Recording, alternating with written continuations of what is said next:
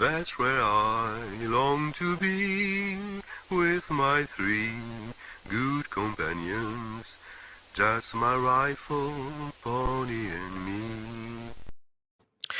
Microciné, bonjour ou bonsoir, ça va dépendre de l'heure à laquelle vous allez découvrir cette nouvelle émission. Alors, aujourd'hui, on ouvre le bal, comme on dit.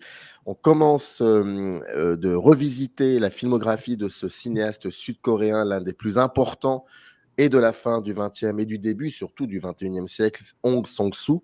Déjà, quand on dit Hong Sang-soo, il y a comme ça deux, trois clichés qui viennent et qui essayent de venir cohabiter, le mot est juste, avec ce cinéaste. Et pendant une trentaine d'émissions, on va essayer de déconstruire tout cela. Donc, chaque film, une émission, un invité ou une invitée. Et aujourd'hui, je trouve que c'est très intéressant de commencer par un livre. En fait, il y a deux livres, un ouvrage collectif, enfin deux ouvrages collectifs, on va en parler. Le premier, c'est Les Variations Hong Sang-soo, qui a été dirigé par Simon Danielou, mon invité d'aujourd'hui que vous connaissez, qui était déjà venu sur Microciné par deux fois, si je ne me trompe pas, et Anthony Fian. Donc, c'est un ouvrage collectif où cohabitent des critiques de cinéma, des universitaires qui réfléchissent et qui questionnent le cinéma dans Sang-soo. Et puis, il y a un deuxième volume aussi important, donc toujours les variations Sang-soo, mais là, vu du point de vue de celles et ceux qui collaborent avec le cinéaste. Donc ça, c'est le... Et puis, c'est une très belle photo d'ailleurs, on le voit en train de travailler à même la scène. Donc ça veut dire aussi beaucoup de choses. Et ça, c'est le premier volume. Voilà. Et voilà, parce que c'est un peu flou, désolé. Voilà, bon, c'est pas grave. Allez. Et c'est édité, ça c'est très important, chez De l'Incidence Éditeur. Vous avez toutes les informations dans le descriptif de la vidéo. Et je remercie Robert Bonabi pour l'aide apportée à la conception de cette émission, mais aussi mon invité. Il le sait pourquoi, par rapport à un des deux livres. Voilà. Simon, comment allez-vous? Très bien, merci. Je suis très heureux effectivement d'ouvrir cette saison Sang-soo avec vous alors. Voilà. Je me permets cette indiscrétion, j'en suis désolé, mais je trouve ça très sympa. C'est que en fait, vous me parlez de Corée, enfin en direct Oui, de Corée du Sud. Donc je trouve ça très sympathique. Voilà, moi, il me faut très ça tombe peu bien. pour être super content. Donc je suis super content. Voilà. Bon, première question extrêmement banale, basique, et ça me permettra aussi de comprendre un petit peu ce cinéaste dans votre histoire du cinéma. Que représente Hong Sang-soo pour vous? C'est une relation assez singulière parce que, en fait, j'ai le souvenir d'avoir découvert son film, La femme et l'avenir de l'homme, qui avait été, mis en avant par les cahiers du cinéma à l'époque et de ne pas du tout avoir aimé le film. J'avais vraiment eu un rejet, hein, vis-à-vis du film et je trouve ça assez intéressant parce qu'en fait, je pense que j'étais passé complètement à côté. J'avais été beaucoup J'avais été très gêné par le comportement des personnages, que je trouvais foncièrement antipathiques et je ne savais pas me positionner par rapport à cela parce que, j'avais pas saisi comment lui, Hong Sang-soo, lui, se positionnait par rapport à cela. Donc j'étais vraiment passé à côté de ce regard assez cru, hein, qu'il a sur la nature humaine. Donc c'était un vrai rendez-vous manqué, mais qui a heureusement été assez vite, corrigé, pour moi et grâce à un film qui va ensuite vraiment, orienter mon rapport à Hong Sang-soo et ce qu'il a représenté, c'était donc la présentation à Cannes de Contes de cinéma. Mhm. Et là, j'ai été bouleversé en fait par le film. Donc c'était vraiment la douche écossaise d'un film à l'autre. C'était un film où cette crudité du regard, elle était peut-être accentuée par une crudité de la forme, puisque c'est le premier film où il se met à utiliser le zoom et le panoramique, mais des zooms et des panoramiques assez inélégants, hein, assez crus, hein, dans leur façon de capter comme cela en réel, en direct, pardon, un réel mouvant. Et j'avais aimé cette naïveté, parce que je prenais un peu comme un geste naïf au sens noble du terme, dans ce rapport au réel et dans le premier degré, hein, des expressions, des affects des personnages. Et ça va plus me quitter. Et puis, je me suis immergé vraiment dans sa filmographie et j'ai découvert Turning Gate en vidéo et ses premiers films ensuite. Et là, j'ai saisi que son entreprise, même si le terme n'est pas très adapté vis-à-vis d'un cinéaste comme Sang-soo, même s'il a sa petite entreprise au sens que c'est son petit atelier de création, c'est pas un boutiquier du cinéma.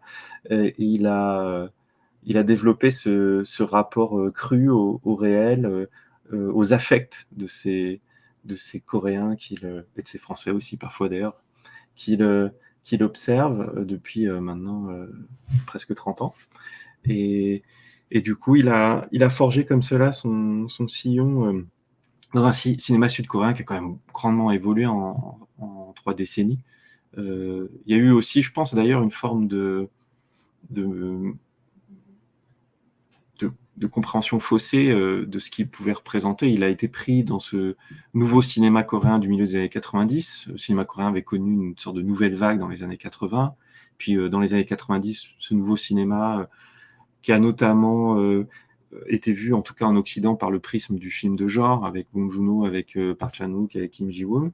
Et comme le premier film de Hong Sang-soo était en partie touché par... Il y a une scène de meurtre, il y a un moment, même si on découvre l'après-coup, il y a un événement assez violent dans le film, il y a une crudité aussi des scènes de sexe, etc. Il était un peu pris sous ce mouvement de cette violence des rapports que présente le cinéma sud-coréen. Et il avait eu un certain succès en Corée aussi, parce que je crois que les Coréens, en 96, avec le jour où le cochon est tombé dans le puits, donc son premier long métrage, les Coréens ceux qui l'ont découvert ont été frappés par cette crudité portée sur leur société, le regard cru porté sur cette société, ces non-dits, ces hypocrisies qui règlent cette société très marquée par le confucianisme. Voilà, le film avait eu un certain succès, mais peut-être qu'en fait, Hong Sang-soo était relativement mal compris, ou qu'il a été pris dans un mouvement général qui ne lui correspondait pas tout à fait. Et donc, c'est aussi un divorce par rapport à ce cinéma peut-être un peu plus mainstream qu'on va voir en fait se profiler pendant 10 ans. Et puis aujourd'hui, il a plutôt pris sa place dans un cinéma d'auteur international. Il a ses fans en Corée du Sud, mais voilà, c'est quelques dizaines de milliers qui continuent à aller voir ses films en salle. En cela, il me fait un peu penser à Philippe Garrel, par exemple, en France, en tout cas une période de la carrière de Garrel assez productive, mais sans pour autant faire beaucoup d'entrées. Mais voilà, ceux qui connaissent vont voir le nouveau Garrel. En Corée du Sud, c'est un peu le même cas. En France, finalement, il est un peu plus mis en avant, tout compte fait, même si voilà, il y a quelques salles indépendantes en Corée du Sud qui passent, j'ai presque envie de dire, qui font presque de l'année continue sur Hong Sang-soo, parce que comme il fait quand même 2-3 films par an, et qu'ils maintiennent ces films à l'affiche pendant 2-3 mois, parce qu'ils font une séance par jour et de son nouveau film, et qu'ils sont dans des salles qui tournent un peu dans des salles avec quelques dizaines de places seulement, et bien ça coûte pas très cher à rentabiliser, mais ces films sont un peu projetés tout au long de l'année dans quelques salles, en tout cas de la capitale. Je connais moins le parc de salles de province, ça doit être un peu moins le cas quand même. Mais aujourd'hui, en Corée du Sud, c'est un nom très connu, notamment parce qu'il continue à recevoir des prix à l'international, et ça, c'est quand même très apprécié. Ça fait la une des journaux lorsqu'il reçoit un prix à Berlin ou à Locarno ou ailleurs. Même si c'est parfois de façon assez voyeuriste, parce que sa vie privée aussi a fait la une des journaux. Donc tout ça se mélange, mais c'est plus vraiment un cinéaste phare du cinéma coréen grand public, en tout cas. Je me suis toujours posé la question, est-ce que, c'est une question un peu élitiste, je l'avoue, mais au sein des étudiants et étudiantes en cinéma en Corée du Sud, est-ce qu'il a une place importante? Ou est-ce qu'il est un peu mis à l'écart, comme on voit parfois dans certains de ses propres films, où il y a certains des cinéastes qui sont un peu, qui ont eu un succès, mais qui sont maintenant un peu incompris. Et maintenant, et quand on regarde les derniers films, parfois même, ces cinéastes-là finissent même par arrêter de faire du cinéma, ce qui est encore beaucoup plus sombre. Mais on y reviendra peut-être certainement. Donc, est-ce que, juste une curiosité comme ça par rapport aux étudiantes et étudiants en cinéma, comment ils se positionnent? Alors, j'ai pas fait d'enquête, donc mon point de vue est à prendre avec des pincettes. Faudrait leur poser si possible, directement la question. Moi, j'ai le sentiment que c'est tout l'un, tout l'autre, c'est-à-dire qu'il y a une sorte de méconnaissance ou d'incompréhension d'une partie des étudiants. Alors, il faut aussi avoir en tête qu'en Corée du Sud, quand on est étudiant en cinéma, on est en grande partie avant tout étudiant en pratique du cinéma. D'accord. Dans les écoles et au sein des universités, les études cinématographiques sont vraiment liées à la pratique dans la majorité des cas. Donc on pense pas vraiment à Aung San Suu parce qu'on n'étudie pas aussi son esthétique, par exemple. Néanmoins, ceux qui sont contaminés par le virus Aung San Suu, qui le découvrent, qui sont touchés par lui, j'ai l'impression qu'à ce moment-là, ils deviennent un peu inconditionnels. Je pense qu'il a eu beaucoup d'assistants, stagiaires aussi, bénévoles sur ces plateaux, sachant que lui aussi, il a été enseignant en école plutôt d'art, en fait, enfin d'art avec une branche cinéma. Alors paradoxalement, je crois qu'il était dans le département en scénario, donc c'est assez amusant qu'on sait comment lui travaille, c'est-à-dire en écrivant le jour même des films, les dialogues du jour et en voyant comment le film, une fois lancé, une fois le tournage lancé, évolue en fonction de l'inspiration du moment. Mais donc il a formé en fait quelques dizaines de chaque génération, enfin chaque année et décennie passant, quelques dizaines d'étudiants et dans ces cas-là, il va représenter un petit peu l'artiste un peu à part, l'artiste au sens noble du terme. Il va du coup être très respecté parce que dans cette société confucéenne, quand bien même elle a grandement évolué en 30 ans, évidemment, les nouvelles générations ne sont pas celles des années 90, mais il y a toujours un relatif respect immédiat, automatique, je dirais, à l'aîné, à celui qui a de l'expérience. Et dans ces cas-là,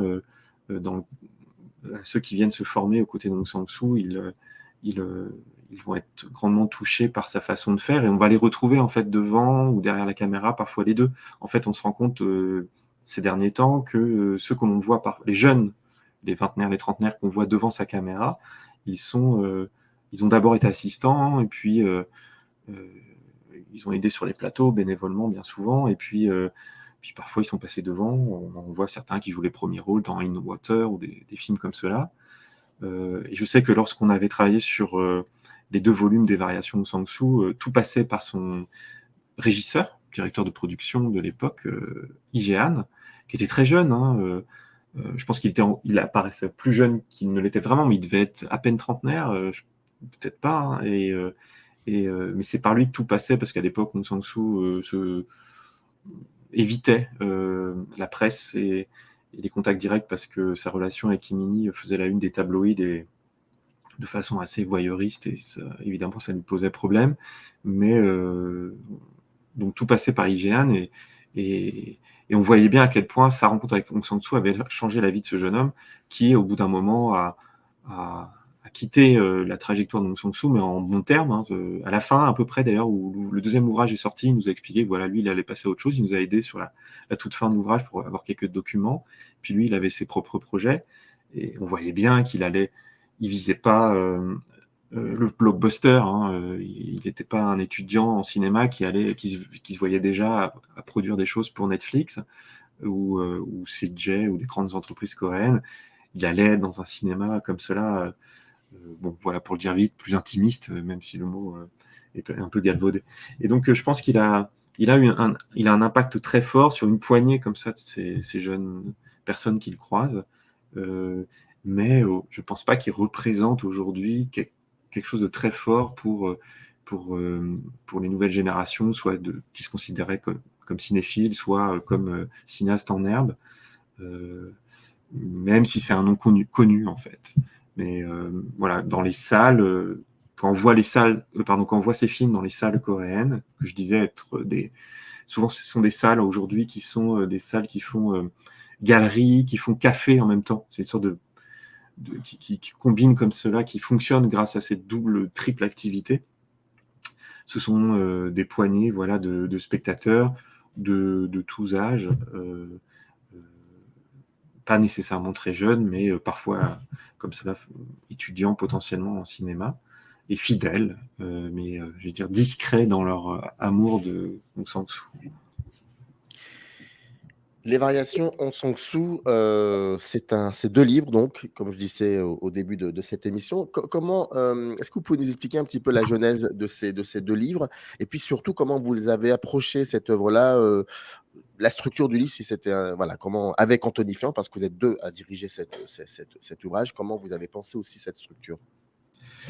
Oui, alors ça remonte un petit peu, mais on a eu l'idée en 2016, il me semble. En fait, il arrive que les ouvrages, celui-ci est en partie constitué de contributions d'universitaires. Il arrive que dans ces cas-là, les collectifs soient en fait le résultat de travaux en amont, de type journée d'études ou colloques. Là, c'était pas du tout le cas, hein. C'était vraiment une envie que l'on partageait avec Anthony Fian, un amour en fait qu'on avait du cinéma d'Aung San Suu. On s'était dit Mmh. qu'il y avait quelque chose à faire, sachant qu'il n'y avait pas eu d'ouvrage à l'époque sur son travail. Il commençait à y avoir des travaux universitaires, mais pas encore d'ouvrage, en français en tout cas. Et voilà, on s'est dit qu'on allait solliciter directement des personnes que l'on savait aimer son cinéma, le suivre du côté de chercheurs, mais aussi de critiques, hein. Évidemment, il y a quelques plumes alors qui se retrouvent pas nécessairement dans l'ouvrage, parce que certains ont décliné, certains n'ont pas pu, mais qui se retrouvent parfois dans l'ouvrage, qui ont suivi son cinéma depuis de longue date, qui nous ont aidés aussi à l'aimer.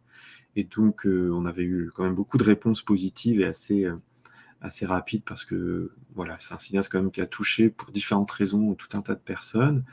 Le volume s'est constitué ainsi, et puis bon, évidemment, on a attendu de voir les contributions qui nous étaient proposées, et finalement, les choses se sont assez facilement organisées en 2 grandes parties.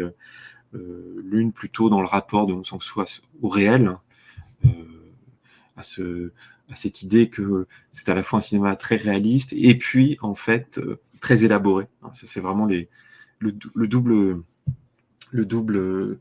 nature du cinéma d'Aung San Suu, son caractère très concret, très cru, et son caractère quasiment abstrait dans sa façon notamment d'agencer les séquences, de penser son montage et donc sa narration, de jouer sur les répétitions, etc. Et les reprises, les variations autour d'un même motif, comme le souligne le titre de l'ouvrage. Et puis, voilà, une deuxième partie justement qui était plus sur des propositions autour de ces différences et répétitions entre qui jouent sur la nature des personnages ou des séquences.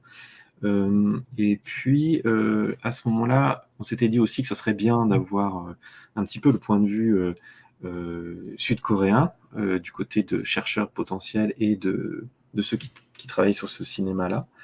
Et donc, grâce à des connaissances communes, j'étais rentré en contact avec un collègue de l'université de Songkyunkwan à Séoul, Park Hee-tae, Mmh. qui a contribué au premier volume et à qui j'avais proposé avec Anthony Fian de travailler au deuxième volume, donc d'entretien. Donc, ce qui explique que Park Hee-tae soit également co-directeur du deuxième volume, d'entretien avec ceux qui ont croisé la route d'Aung San Suu et qui sont restés surtout proches de lui.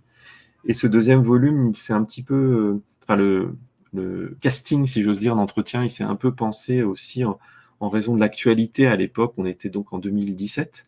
Les entretiens ont été menés en mars et avril 2017, si ma mémoire est bonne, assez rapidement.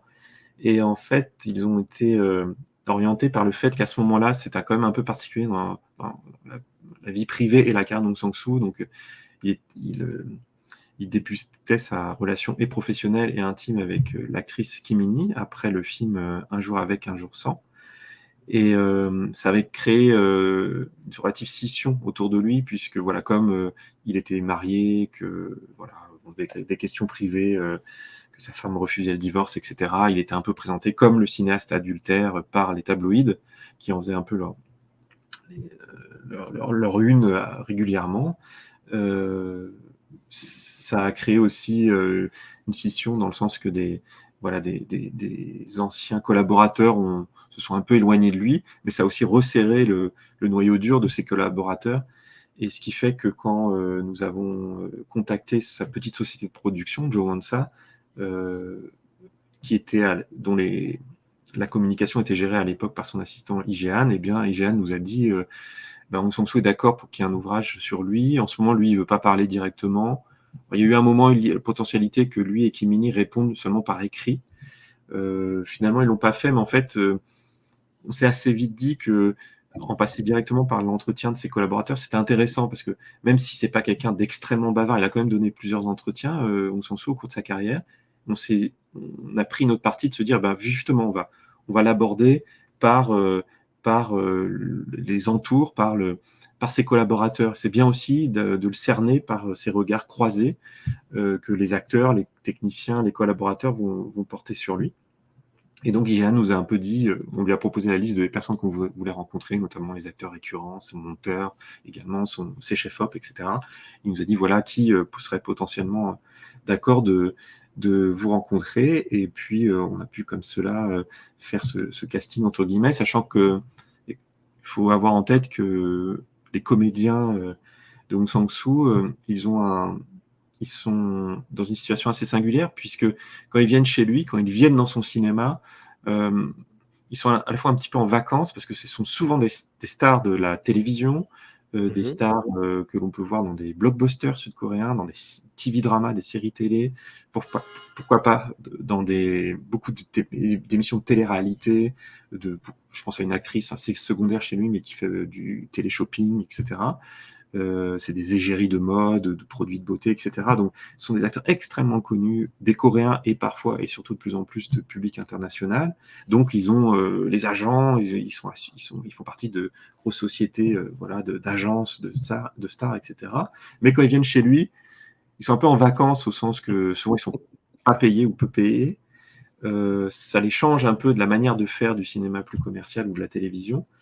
Et quand je dis vacances, c'est quand même à prendre avec pincettes, puisqu'ils ont aussi beaucoup de travail. C'est très intense pour un tournage de Aung San Suu, parce qu'il y a cette idée de recevoir les dialogues au dernier moment, de faire des prises très longues, donc d'avoir à porter sur leurs épaules des scènes dialoguées, souvent en plus très intenses émotionnellement, en termes d'affect exprimé ou pas. Et donc, ça supposait aussi d'avoir à se caler sur leurs activités, d'être en relation avec leurs agents. Mais ça s'est quand même fait assez simplement, parce que Aung San Suu en coulisses, on le savait partant, et par le biais de son assistant IGN, ça s'est fait simplement. Et donc, en une poignée de semaines, on avait nos entretiens, sachant que parallèlement à ça, Anthony Fian, en France, est allé rencontrer plutôt des interlocuteurs français qui ont porté le cinéma d'Aung San Suu, Distributeur, etc. Ouais. distributeurs, et je pense aussi à Jérôme Baron du Festival des Trois Continents, hein, qui a mis en avant souvent son cinéma. Et puis la Société des Acacias pour la distribution d'une partie de ses films, avec Jean-Fabrice Janaudy pour cette société qui a aussi livré son témoignage du rapport que la France, une partie en tout cas de la cinéphilie française, a eu au cinéma d'Aung San Suu. Voilà comment ça s'est à peu près organisé. Et puis, il y a une dernière étape que je peux soulever, c'est la question de la matière première, des sources, si j'ose dire, qu'on voulait mettre en avant dans l'ouvrage, sachant qu'à ce moment-là, IGN est en train un peu de faire le tri, de mettre de l'ordre dans les archives. Donc, Aung San Suu, sa société de production, c'était en gros son bureau à l'université d'art là où il travaillait, et qui donnait des locaux, quoi. Et voilà, ce sont des disques durs empilés de rushs de films qui, je crois, laissent quelques frissons à son monteur de l'époque, de savoir que c'est dans cet état-là. Et puis, c'était du matériel lié au tournage de films que IGN est en train de déposer au Korean Film Archive, le KOFA. Et donc, c'est en train d'être stocké à l'annexe qui est à Paju, en périphérie de Séoul. Et on a pu, comme cela, accéder à une partie de ces archives dont on a pu reproduire une partie pour le deuxième volume, afin de témoigner d'une histoire aussi matérielle de ces tournages assez singuliers, même si ils se sont réduits assez drastiquement en volume, ces tournages, avec des équipes de plus en plus réduites. Ça n'a jamais été un cinéma très dispendieux. Donc c'était intéressant de voir l'équipe au travail, le matériel utilisé en termes de caméra notamment, et puis quelques documents liés à des enjeux clés de ces films. J'ai juste un petit regret, c'est qu'à la toute fin, Aung San Suu a mis son veto sur une pièce que je trouvais assez maîtresse, qu'on ne verra donc pas dans l'ouvrage, mais que je trouve assez singulière, qui sont liées aux lettres du film Hill of Freedom, ce film dont la construction est organisée autour du fait que la narration qui nous est livrée à travers une série de lettres qu'une femme lit après coup, après la venue de son amant japonais en Corée, se retrouvent mélangées. Les lettres se retrouvent mélangées parce qu'elles tombent par terre au début du film. Et nous découvrons le contenu de ces lettres, si on peut dire, et donc les séquences du film dans le désordre. Et on peut s'amuser à reconstituer là. Et donc c'était intéressant, puisque ces lettres, elles passent assez vite, on les entend aussi en voix off.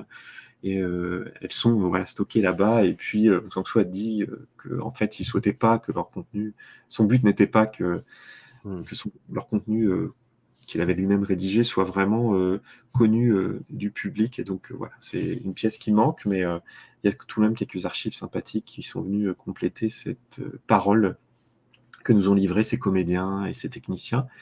Surtout, je terminerai là-dessus pour la façon dont l'ouvrage s'est conçu, c'est que a posteriori, parce que ça a quand même quelques années maintenant, je me rends compte que c'était le bon moment dans la mesure où il y avait quand même c'était une phase de transition pour lui, il y avait quand même quelque chose qui s'achevait, c'était ce rapport qu'il avait quand même à une équipe de cinéma. Si vous regardez aujourd'hui un film Aung San Suu, le générique, il tient en un carton, c'est presque un gag, hein, il fait tout sauf la prise de son. Donc il fait la musique, il fait l'image, il fait le montage, il fait la musique. Alors que quand on a interviewé ses collaborateurs, on voyait bien qu'on allait vers cela, que ses collaborateurs, au niveau de la musique, du montage, de l'image, nous disaient qu'il y avait une autonomie de plus en plus de Aung San Suu, qui est un peu comme un peintre allait sur le motif avec son chevalet et son équipement et qui pouvait quasiment gérer cela tout seul. Et ça fait partie de la poétique de son œuvre. Et c'est magnifique ce qu'il fait avec ces conditions.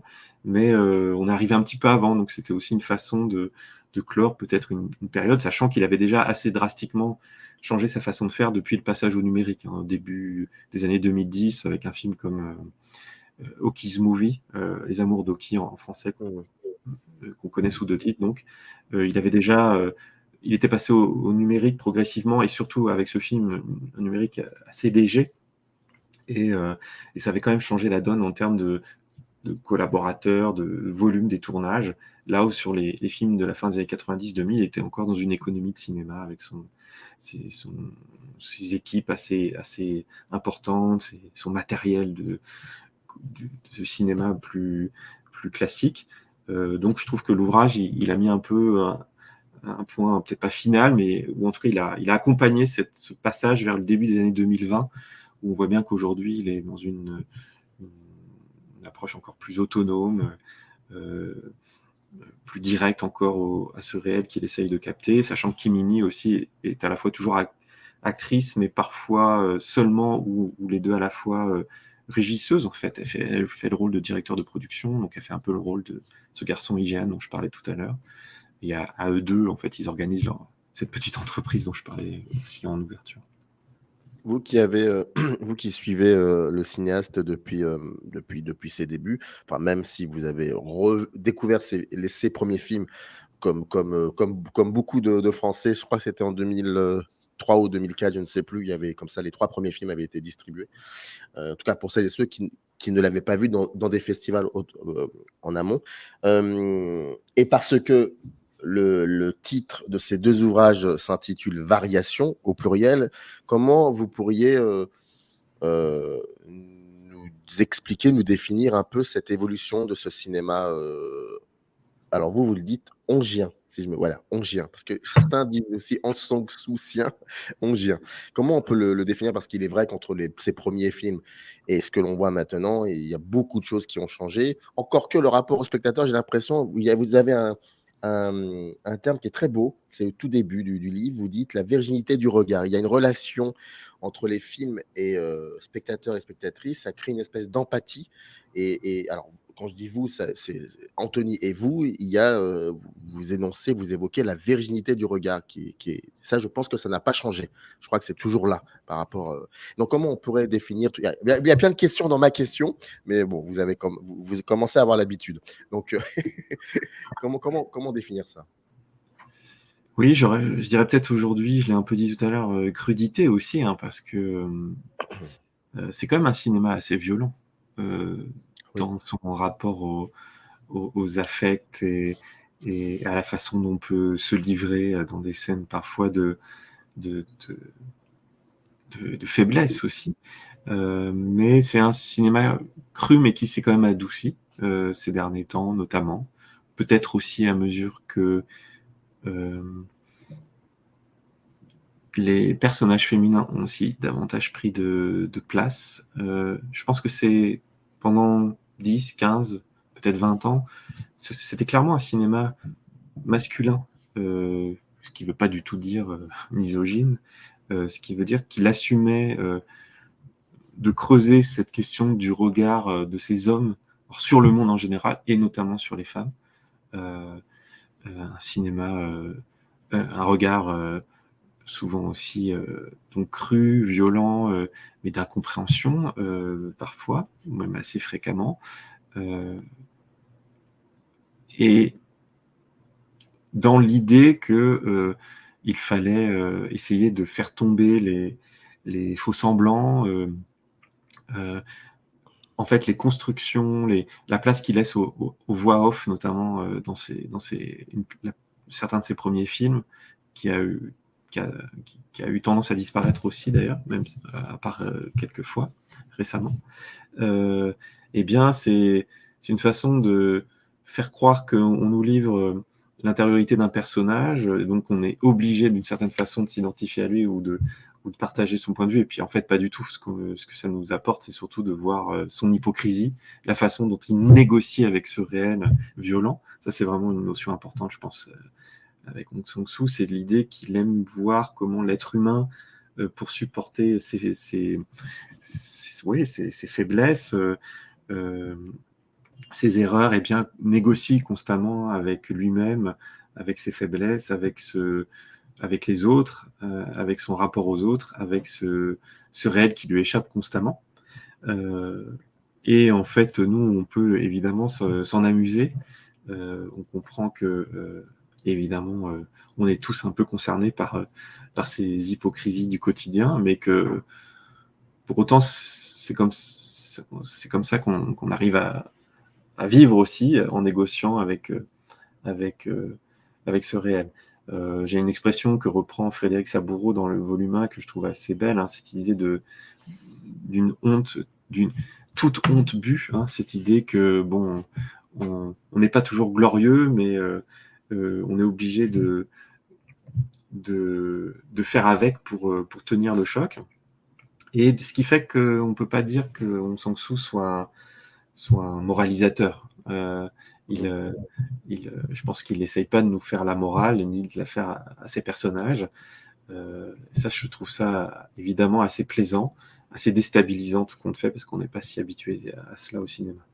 Et puis un autre aspect, je le disais un peu tout à l'heure, qui fait aussi tout le sel de son rapport au cinéma, c'est quand même cette tendance qu'il a à conceptualiser finalement ses films, notamment au moment du montage. Il y a un rapport ludique, hein, c'est toute cette question des variations aussi, où on se dit, c'est un cinéma du « et si ?» Et si on mélangeait les séquences, et si on répétait les séquences, et si les personnages revenaient dans une situation voisine à celle en miroir de celle qu'on a vue tout à l'heure. Donc il y a comme ça ce jeu constant avec les situations. On va voir ce que ça donne. On va s'amuser de ces reflets, déformants. Il y a un peu un jeu des 7 erreurs aussi chez lui, quand on met côte à côte deux séquences et on voit ce que ça donne. Et évidemment, ça, c'est assez stimulant intellectuellement. C'est aussi une façon de faire confiance au spectateur, de lui donner envie de recréer comme cela son propre agencement de séquences, ou de tisser les fils qu'il a envie entre ces moments qui nous sont présentés, répétés, etc., qui montrent aussi à quel point tout cela est bien sûr à la fois donc, en prise avec le réel, et puis une construction intellectuelle, donc finalement assez abstraite. Et ça affirme, je pense,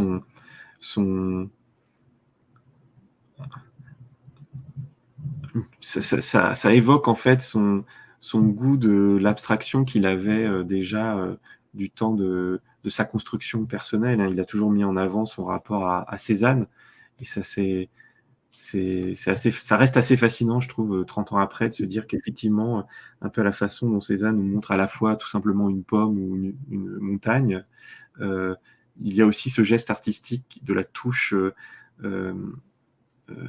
du peintre qui produit quand même une œuvre relativement abstraite, où on peut se contenter de voir les rapports de couleurs, de formes, en oubliant, comme lui a essayé de le faire, qu'il y avait d'abord cet objet, cette pomme ou cette montagne qui s'imposait à nous.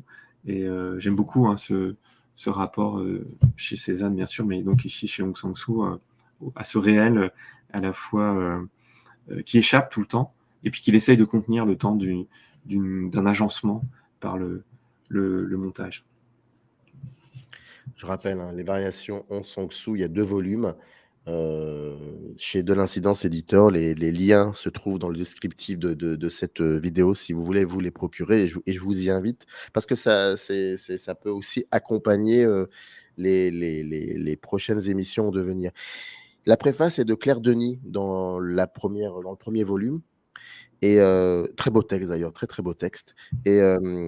Et les 5 dernières lignes, dont surtout la dernière, est pour moi très énigmatique, et j'aurais voulu juste en parler quelques secondes. C'est page 15, naissance et renaissance du désir, c'est le titre du texte, et voilà ce qu'elle écrit. Les films de Aung San Suu, ce n'est pas du jus de raisin, c'est du vin. Il faut qu'il y ait fermentation. S'il n'y a pas le plan majeur, le motif principal, il n'y a pas de film. S'il n'y a pas la forme, il n'y a pas de film. Quand on parle d'improvisation dans les films de Aung San Suu, je souris parce que ce sont peut-être les films les plus dessinés, les plus dirigés qui soient, les plus dangereux aussi. Là, d'habitude, quand quelque chose est assez énigmatique pour moi, je me laisse aller. Je me dis, c'est pas grave si je n'ai pas le sens, faut se laisser aller. Là, j'ai très envie de savoir selon vous, pourquoi elle est plus dangereux aussi. On se laisse aller ou on répond à la question? Ah oui, c'est C'est beau en même temps, c'est très très beau de terminer comme ça, mais c'est vrai que ça m'a paru un peu. Oui, je pense que ça fait écho à cette violence qu'on évoquait tout à l'heure. À un autre moment, Claire Denis a cette belle formule du fait que lorsqu'elle a découvert son cinéma, elle avait eu l'impression d'être en train de se balader dans la campagne et de soudainement se prendre un caillou, une pierre dans la tête, en fait.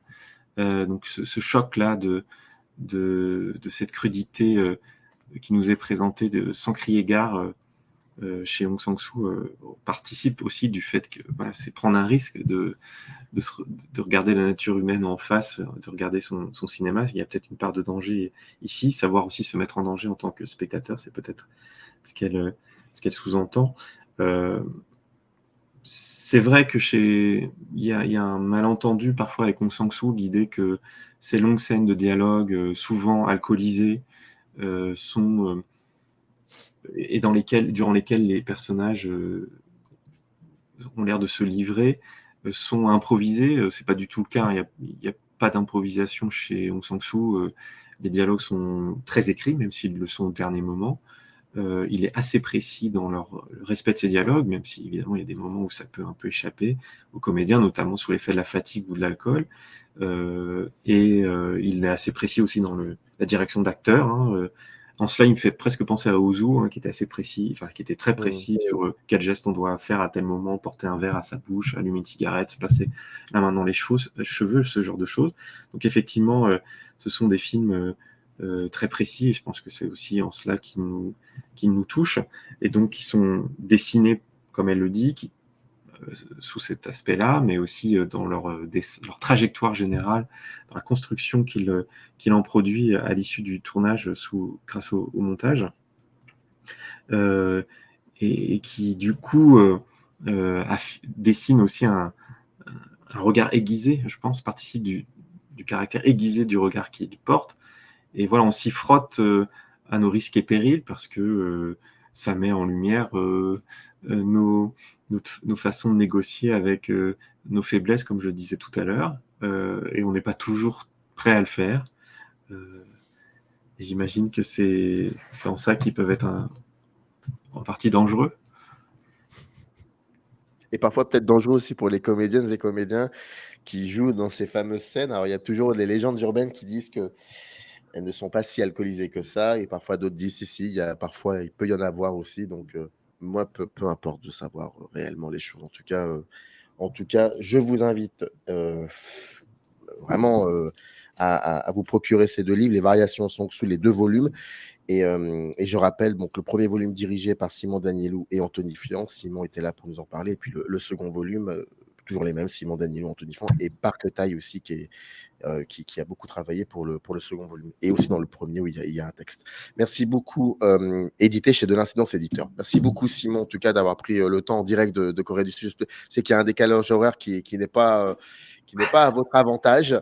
Mais en tout cas, un grand merci d'avoir pris le temps de répondre à mes petites questions. Merci beaucoup. Merci à vous. Générique.